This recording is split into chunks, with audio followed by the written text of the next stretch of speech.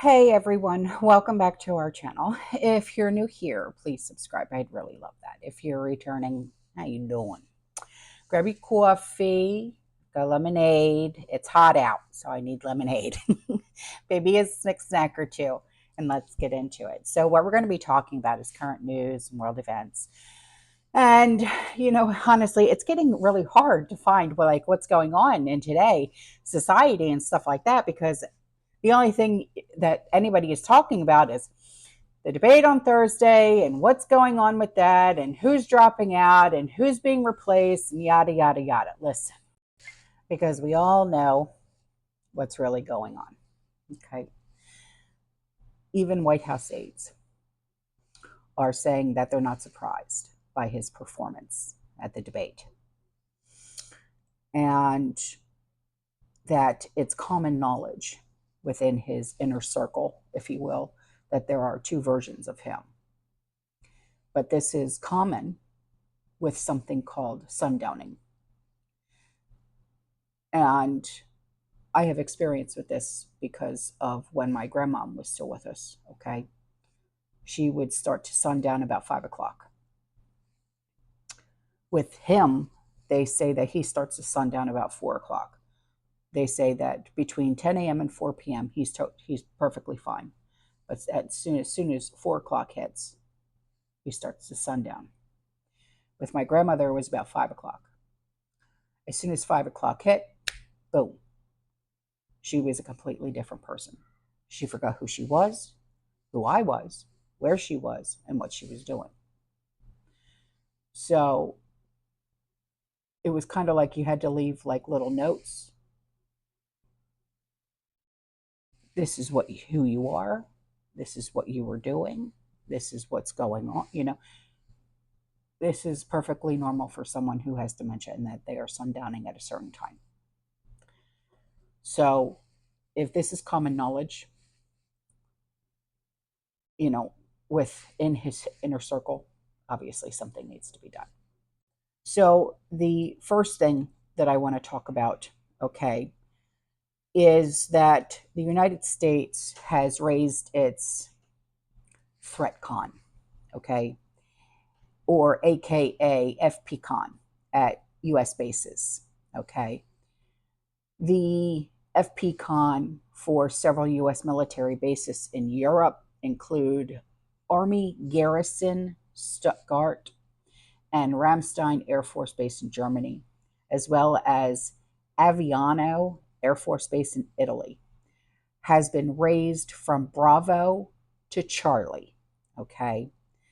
So FPCon Charlie, the DoD FPCon consists of 5 progressive levels of increasing anti-terrorism protective measures.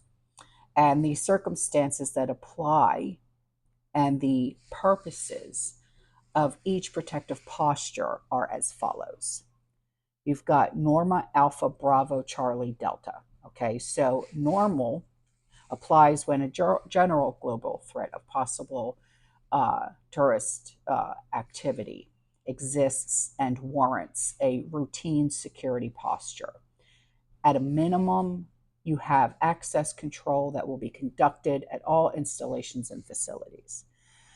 Then you have Alpha, which applies when there is an increased general threat against personnel, against facilities, and the nature and extent of the threat are unpredictable. Alpha measures must be capable of being maintained indefinitely. Then you have Bravo. Okay, this applies when increased or more predictable threat of these activities exist. Now, sustaining Bravo measures for a prolonged period may affect operational capability and military civil relationships with local authorities. Then you have Charlie, okay?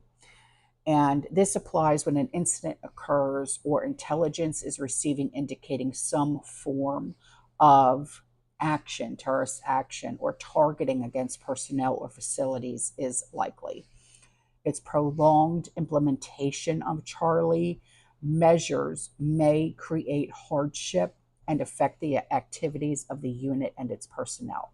Then we move on to Delta. This applies in the immediate area where an attack has occurred and when intelligence has been received that a terrorist action against a specific location or a person is imminent. This FPCON is usually declaration as a localized condition, and FPCON Delta, the measures are not intended to be sustained for an extended duration. Okay. So the second thing that we're going to talk about is this tropical storm, okay, Beryl. Okay, the National Hurricane Center is being very aggressive with its forecast, its updates, and the warnings about this new storm that's in the Atlantic Ocean called Beryl, Beryl. It looks like a major hit to the Caribbean, and later on, it's going to travel up into the Gulf of Mexico. Now, a lot of you guys know I live on the Gulf of Mexico side of Florida. Okay, I'm in the Tampa Bay area. So I will keep you guys updated on if we are, going to get hit or not. All right. So the third thing that we're going to be talking about, and the last thing that we're going to be talking about, is something that is a total eye roll. Okay. I mean, your eyes are going to roll so far in the back of your head, it's going to hurt this time. So the Arab League has voted to remove Hezbollah from the list of terrorist organizations. Why?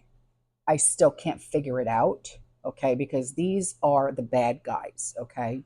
Hezbollah has been previously designated as a terrorist organization in the year of 2016 at the initiative of Saudi Arabia.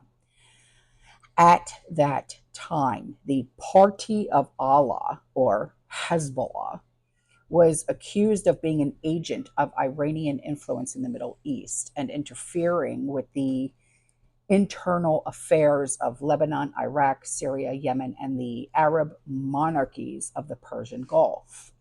Now, that designation was just lifted just perhaps days before the Israel initiates actual war against Hezbollah and Lebanon. So apparently now, at least to the Arabs and no one else on this planet, Hezbollah are now the good guys. Like I said, why? I have no idea. I roll, okay. I mean, this is just absurd. It's like saying ISIS is the good guys. Okay, these are the worst of the worst. These are the scum of the earth. And I can't wrap my head around it. All right. So anyway, all right, guys, listen, I am out of here. All right. I will see you guys in the next one. You stay safe, you stay positive, you keep prepping. And as always, fearless. Ciao.